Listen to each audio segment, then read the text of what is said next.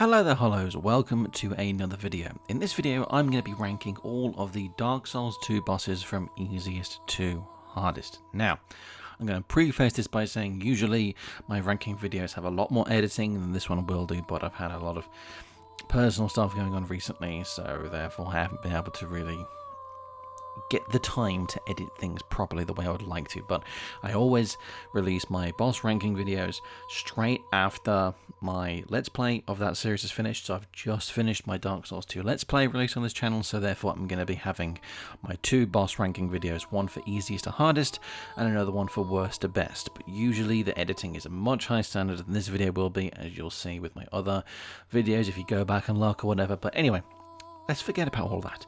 Let's get on with the rankings. So at number 41, we have Prowling, Magus, and Congregation. I think it's quite self-explanatory, really, why these are so easy. It's literally just a room full of enemies.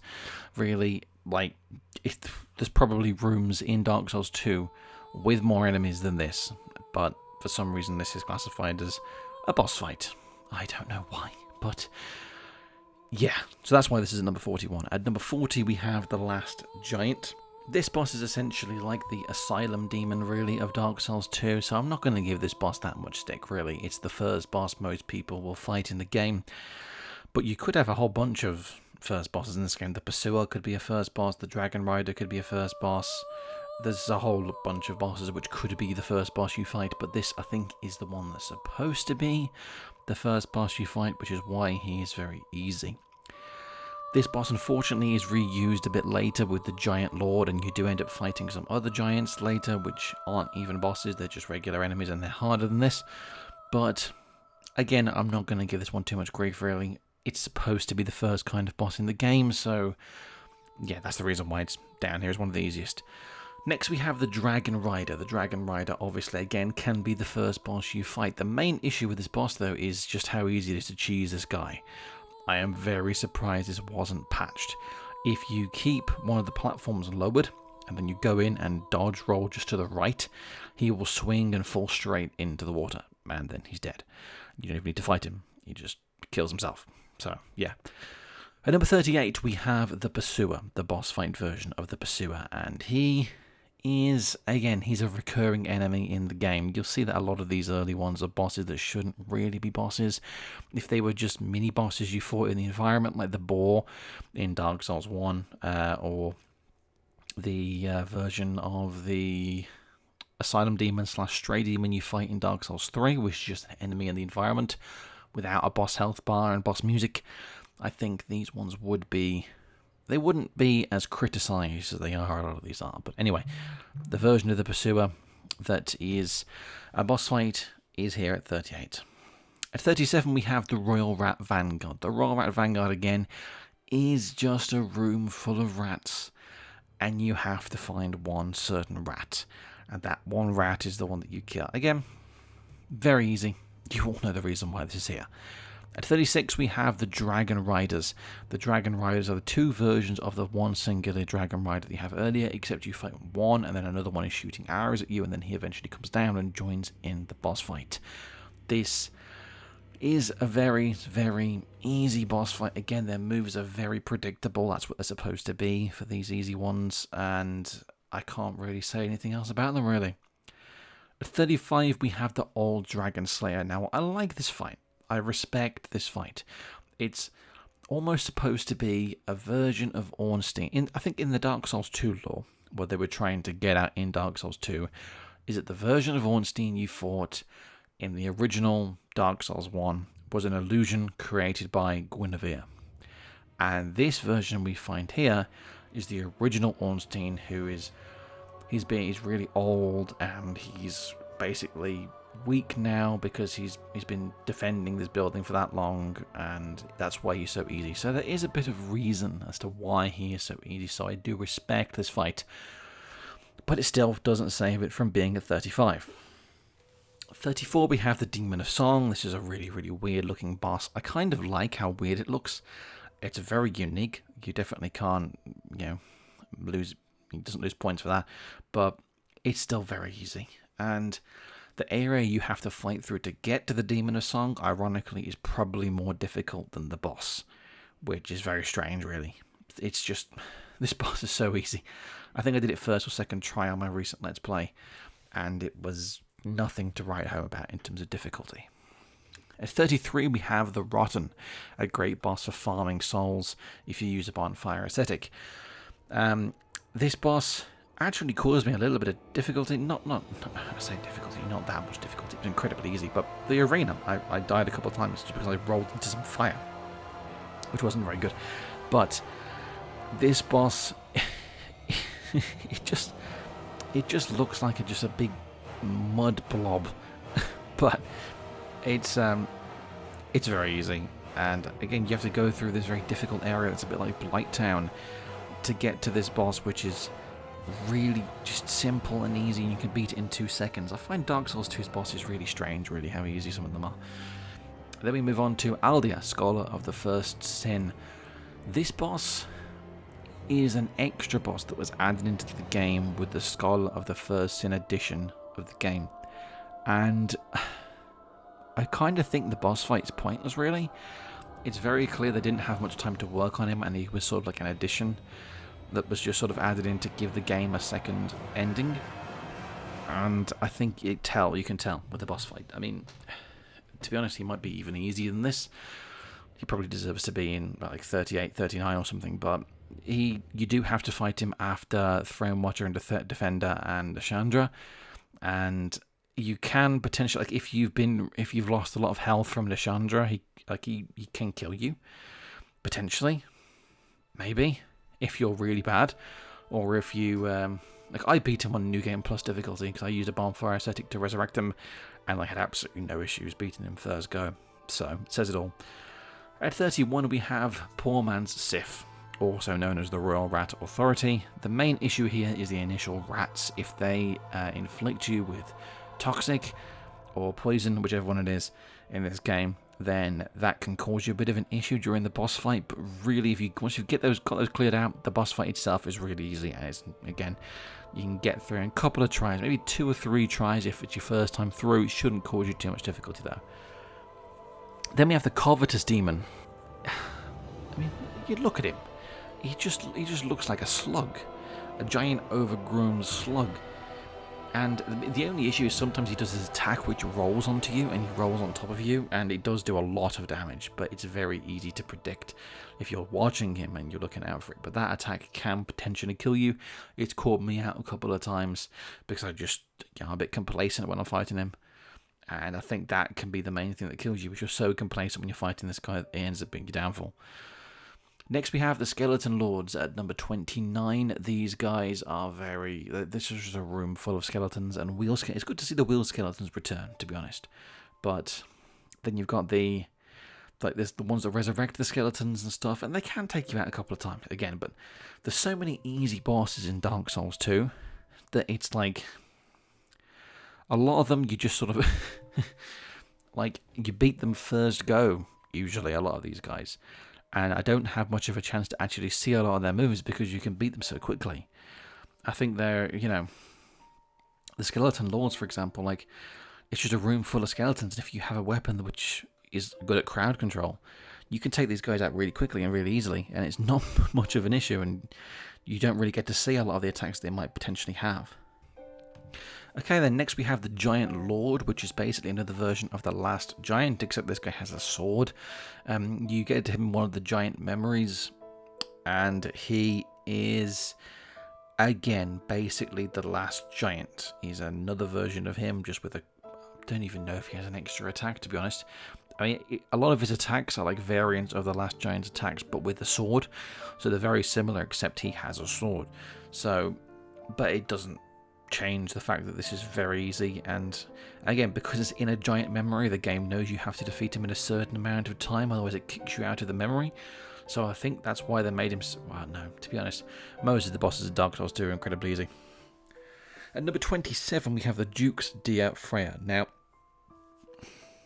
I think we're getting to the bosses now which I respect a bit, because these bosses here, they are, well, not all of them, some of the later ones are, but yeah, they're a bit too hard, and that will go the other end of the spectrum. But a lot of the bosses here now are ones which I think are better.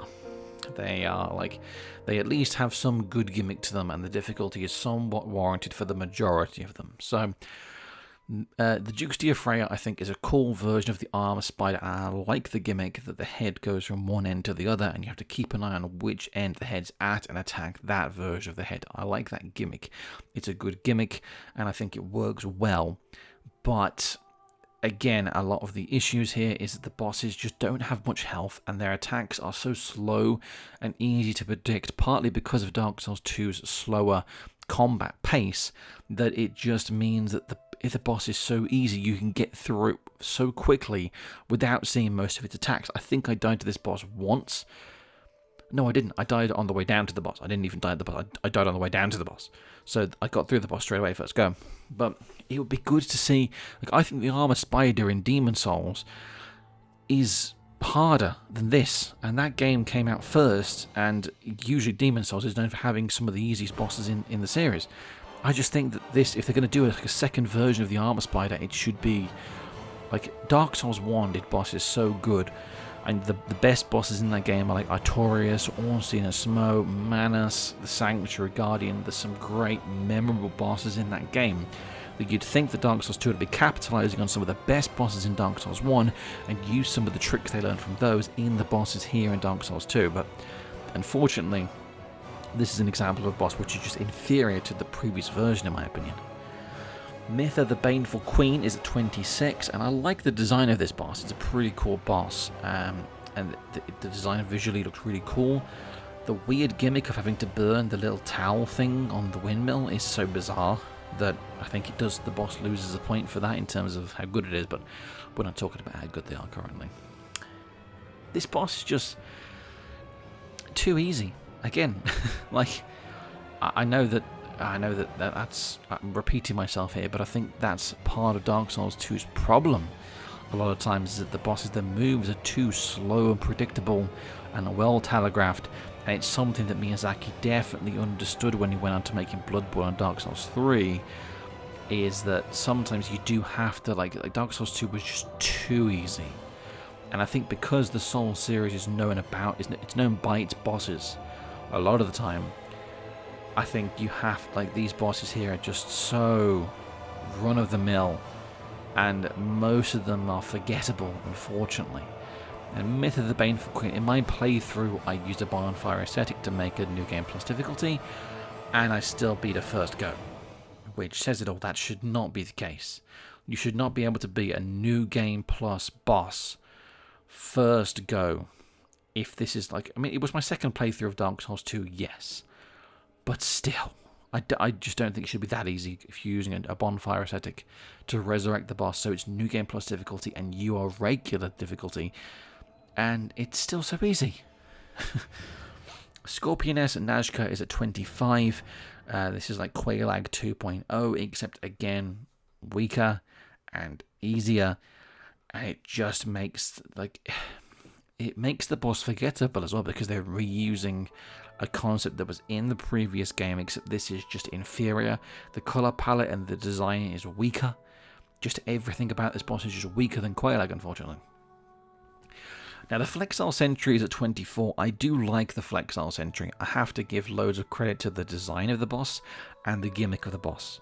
But again, this is an example where the design and the gimmick is great. Everything about the boss is brilliant in terms of visual appeal and the design. But just it's... Again, you beat it so easily. I would love to have had a version of the Flexile Sentry in Elden Ring or something, where it moves away faster, it's spinning around really quickly, you got to try and super fast change your tactics depending on what side is facing you really quickly in the heat at the moment. But unfortunately it's so slow. The main thing you're worrying about is the water that's rising, but then even then I still beat it first go. So, and the thing is, I beat most of these bosses first. I know that I have experience with the Souls series, okay? I have played the original Dark Souls about 20 times, Demon Souls multiple times, Dark Souls 3 several times. I've got quite a bit of experience with the Souls series, but on my first playthrough of Dark Souls 2 years ago, when the only game I'd beaten was Dark Souls 1, and then I moved straight on to Dark Souls 2, I still beat most of this boss's first go. And I rushed through this game so quickly because it's just... the difficulty is just not there, and I think it's one of Dark Souls 2's biggest issues. Anyway, I don't want to criticize Dark Souls 2 too much, that's not what this video is about, but I do think it has an issue with some of how easy some of its bosses are. Next, the Executioner's Chariot, another example of a boss which has fantastic visual design. I think the issue here, though, is that it's not made clear to the player.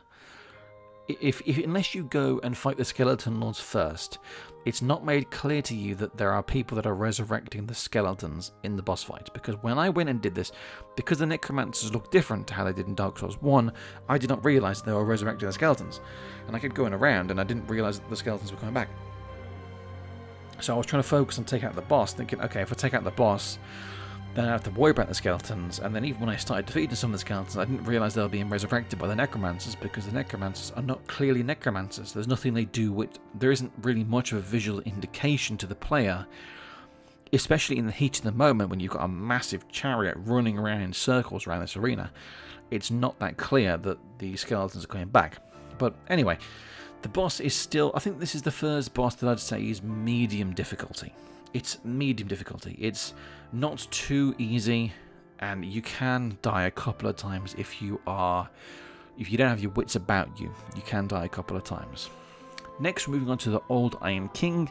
This is essentially the ceaseless discharge of Dark Souls 2. And this boss, it's very slow, very, very well telegraphed attacks, but the attacks are quite hard hitting.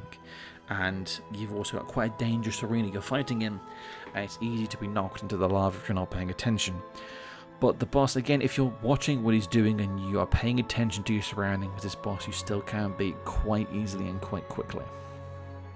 Next, the Red Smelter Demon. The Red Smelter Demon is another example of a boss which is... it's got a decent visual appeal.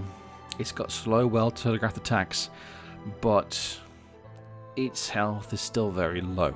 They definitely rectified this later with the other version of this boss, which is more the other end of the spectrum. But this guy, I think he's a somewhat well-balanced opponent, and you could see this guy being in Dark Souls 1. I think in terms of his attacks, the speed of his attacks, and he's not too easy, he's not too hard, he's a medium, he's okay. Similar to the next one, which is Ava, the King's Pet, which is similar in the sense that it's... I mean, this one's a little bit faster. This is sort of like the Royal Rat Authority done better. So this is a good version of Sif. It's a good replication of the Sif fight that we saw in Dark Souls 1. It's a different spin on that same concept, which is done well. I like this fight. Obviously, you can't beat it unless you have this one certain eye, which allows you to see things that are not seen normally. And the fight's good. I like this fight. Again, I still beat it, I think, second or third go, which means it's not too hard, generally, unless I'm an exception to a rule. But I think, on my experience of what I've seen from other people as well, it's a medium challenge for Dark Souls 2 standards. It's not too easy, and there's a good challenge there. The design's very good of the boss. And, yeah, that's it. At 19, we have the Lost Sinner. This is the first fight that I'd say I think is actually very good. It's designed very well. The gimmick to the boss is very good, and the visual aesthetic is really good. I think this boss hits all the points that you want for a boss. It's just a medium difficulty boss. It's not too easy, not too hard. It's medium. I don't have any criticism with this boss, really. I think it's a respectable position at 19. It's... you won't spend hours on this boss really, but you won't defeat it straight away either. It'll take about 3, maybe 4 or 5 attempts, I'd say, probably, for if you're somewhat new to Souls. But yeah, that's all I have to say on it, really. I'll discuss it more as well in my worst to best rankings, so you'll hear more of my opinions on it there if you watch that video about which ones are my personal preferences, and I'll go into more about that there. Then we have Nashandra at 18. Nashandra is a boss which I think the gimmick is frustrating more than anything. And this boss, again, it's not too hard. It's, to me, more frustrating, this boss. Like, you will die to it, yes, 4 or 5 times, but sometimes you'll die to it in what feels like a bullshit way, where you don't feel like it was very fair. The game wasn't really being fair to you, because like when that meter builds up and you lose health so quickly, it can get really, really frustrating, and it feels like it's out of your control, and you need to use a human effigy because it's the only way to get your life back to where it was before. I feel like it's a bit of it's an unfairly punishing mechanic, considering the fact that the boss, because when you're losing health to something that's in the environment and not directly from the boss itself, that's when it starts to feel more frustrating, because these things, anyone that's fought Nashandra probably knows what I mean when it's like, it can feel a bit bullshit at times when you lose loads of health. At 17 we have the Guardian Dragon. The Guardian Dragon is, I think, it's supposed to be guarding the Dragon Aerie, and some of its attacks, they do quite a bit of damage, like the fire-breathing attacks and everything. But I think, again, this is another example where, like, these enemies you see as regular enemies in the next area. You see this boss replicated as a regular enemy in the next area you're going to be at, with probably a similar health pool, but for some reason this one gets a boss bar and boss music. Very strange. But these enemies as a whole are not exactly easy. They can be quite challenging to beat. But I think it's just very strange to me that this one gets a boss bar. Like, just have him guarding the area. He doesn't need to be a boss. Yeah, it's weird to me. At 16 we have the Belfry Gargoyles. This is a boss that I think can be very frustrating. These guys, I think they missed the point, in my opinion, with the Bell Gargoyles from Dark Souls 1. They use the same music, and it's the same kind of gimmick and concept, except here you've got so many more of the Belfry Gargoyles that I think, again, it misses the point. The original Bell Gargoyles were supposed to be a test of if your weapons were upgraded good enough. It was like a DPS check, a damage per second check. So if your weapons deal enough damage, then you're allowed to get past this point in the game. But if you haven't upgraded your weapons using Andre the Blacksmith, then you will probably struggle with that specific boss. And I think, again, it's Dark Souls 2 missing the point, because here you've got like 6 of them, which can all be attacking you at once. And then the thing is, the Dark Souls 2 combat pacing, yes, I think they wanted it to be more about dealing with multiple enemies at once, but the problem is Dark Souls 2 still has this slow, methodical combat pacing, and when you have loads of enemies like the Belfry Gargoyles all attacking you at once, it can get very difficult and annoying trying to find windows to attack, because you've got loads of these Belfry Gargoyles and all their attacks are overlapping each other, and it can make it quite frustrating. At 15, we have Alana the Squalid Queen. This boss, I've never had too much of a trouble with this boss personally, because once she summons in the copy of Velstadt, she sort of takes a back seat in the fight, and she becomes more like a caster. She's casting spells at you, and then if you just sort of run away from Velstadt and wait for slight windows of opportunity to attack, you can easily defeat Alana, because she's going a bit more on the defensive when Velstadt's attacking you. I've never had much of an issue with this fight personally, but I know that a lot of people have done, which is the primary reason why, in my opinion, I'm putting her a little bit higher, because I think for some reason, I just happened to stumble upon a good trick for defeating her the very first time I fought Alana, but I know a lot of people do struggle with this one, and they find her to be quite difficult. So I'm more putting her in a higher place because of that, because I just think I just happened to find a good tactic for fighting her. And next I'm going to be talking about the regular version of Velstadt that you fight in the game. This version of Velstadt, I think, well, he's the main version of Velstadt, is good. I'd like him. That's all I can really say. I've never had much of an issue with him myself personally, but again, I know many people have, and if I remember rightly, my first time through, I did take about 7 or 8 attempts to beat him. On my latest playthrough, I beat him first go, like pretty much every boss in the game. I'm not trying to sound full of myself, but I did. I'm just, awesome. Amazing. No, I'm really not. There are many people much better than me in the game.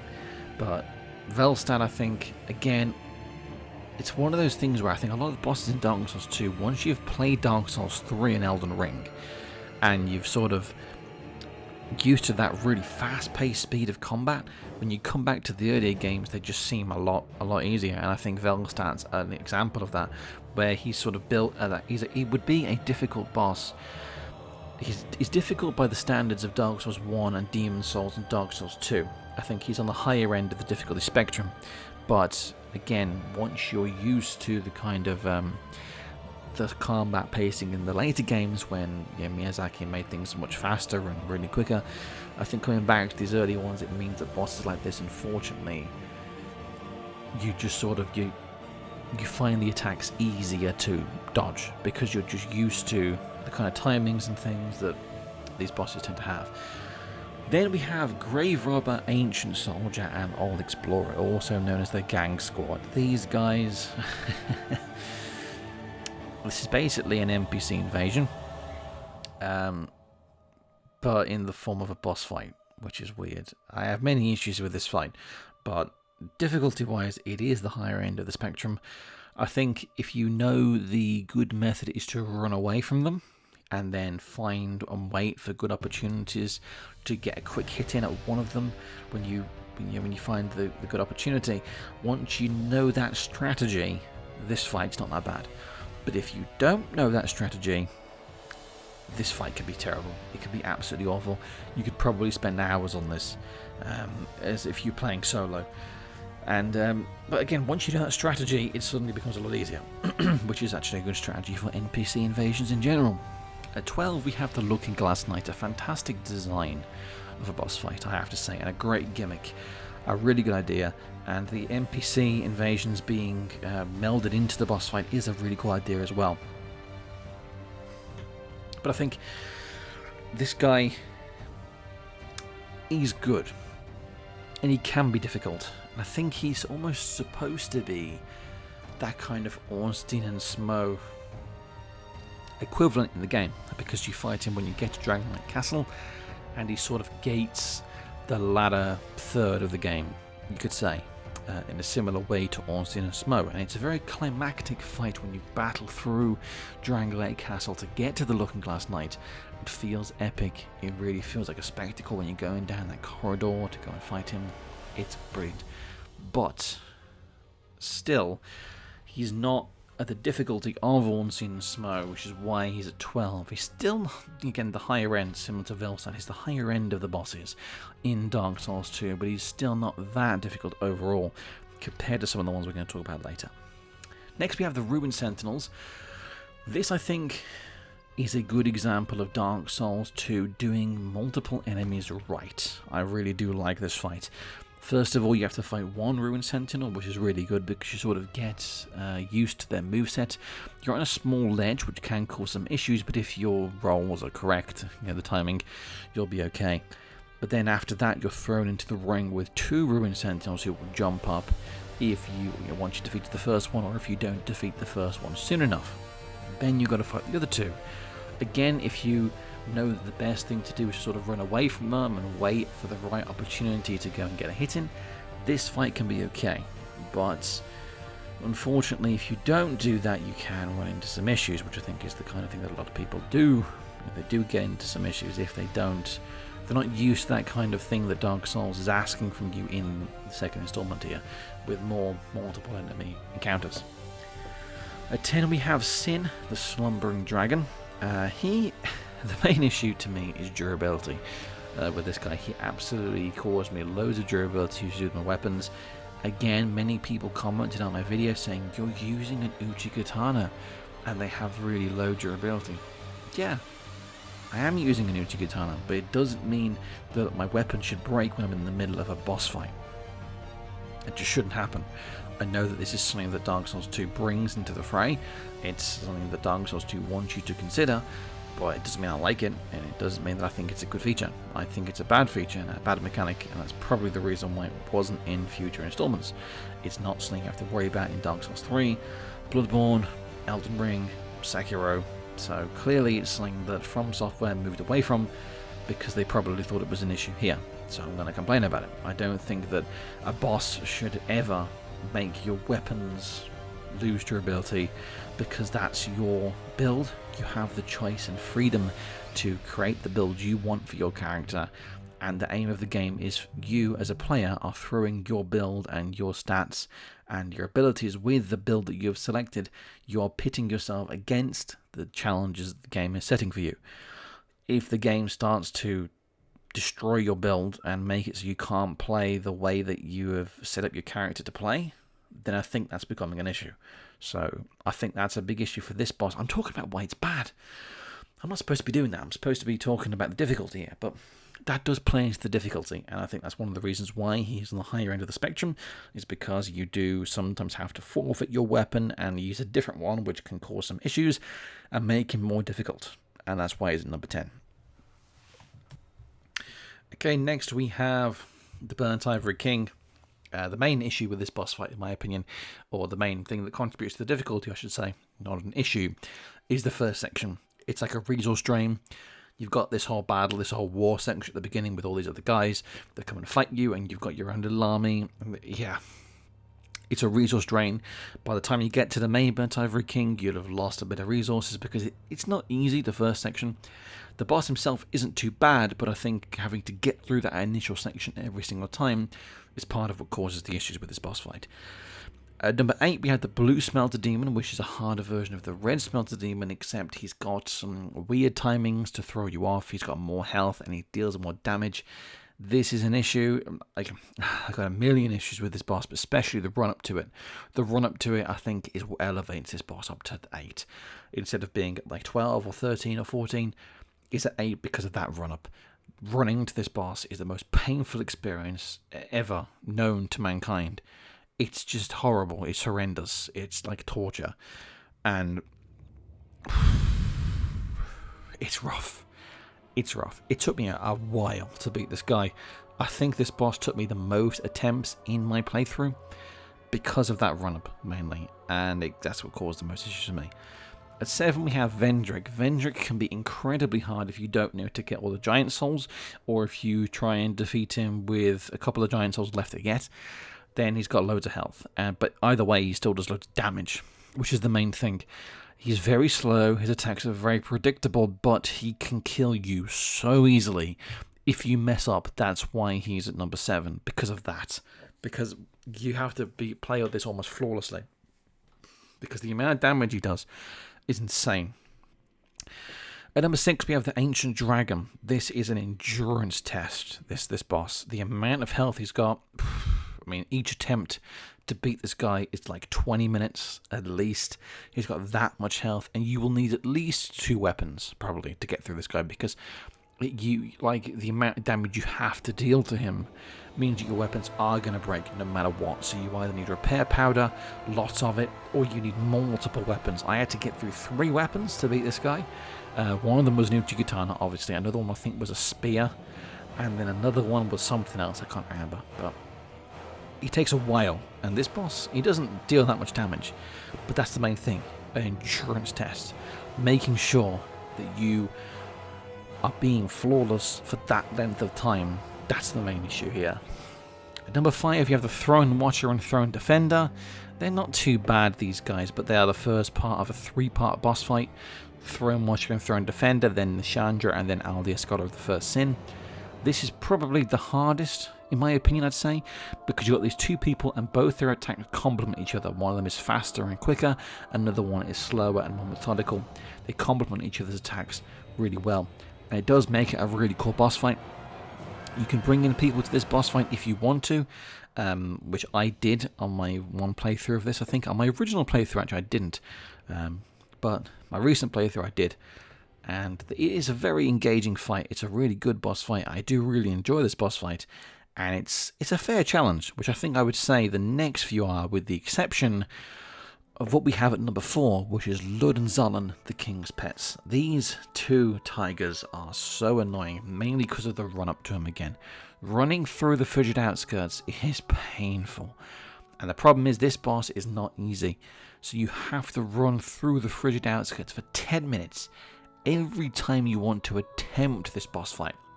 Luckily, in the frigid outskirts, they have put several summon signs. I would recommend it. I really would, because you don't want to have to go through the frigid outskirts that many times to beat Lud and Zallen, the King's Pets. No one would want to do that. It's just not an experience that you'd ever want to put up on anybody. So I would recommend doing that. At least get one person with you so you can distract the one tiger while you deal damage to him, because this fight's not easy. And the problem is, because you have to get through that massive run every time you want to attempt it, means you can't really learn the boss's moves that well. I would recommend probably using a boss rush mod if you want to try and fight these guys. It'd be much easier than all that. Anyway, number 3, we have Suralon. This is another sort of similar issue to Lud and Zallen, where we have a massive run up to the boss, unfortunately, which is the same with number 2 as well. But here, the boss fight is probably worth it, maybe just about. It's a good, enjoyable boss fight. It's a great duel with Suralon, who uses a dexterity weapon as well, which is really cool. Like with me, I was using a dexterity weapon. It made the fight really cool, really epic. I really enjoyed it. And I think this fight is an example of Dark Souls 2 at its best, I would say. When you have a duel like this, Dark Souls 2 feels fantastic. You forget about the annoyances in the game. You forget about some of the weird quirky things this game has going for it, which kind of are off-putting. But a fight like this makes Dark Souls 2 shine with its combat mechanics. Unfortunately, you have the massive run up to the boss, which is annoying, but if you forget that, it's a great fight. The same as Dark Lugger, which is at number 2. Another fantastic duel which highlights all of Dark Souls 2's strengths. You're fighting 2 of the same enemy, they're divided into 2, which really, it makes a great fight, a great set piece. The boss looks awesome, it's an amazing design. And I think, again, highlights all of Dark Souls 2's strengths, the exact same as the final one, which I'm going to say now to finish off this video because I'm getting tired. And that is number 1, the Fume Knight. So the Fume Knight is a fantastic fight. It's definitely my favourite boss fight in all of Dark Souls 2. I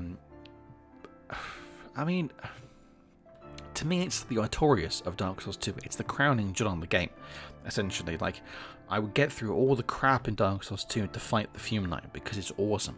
It's a fantastic fight. It feels like an awesome duel.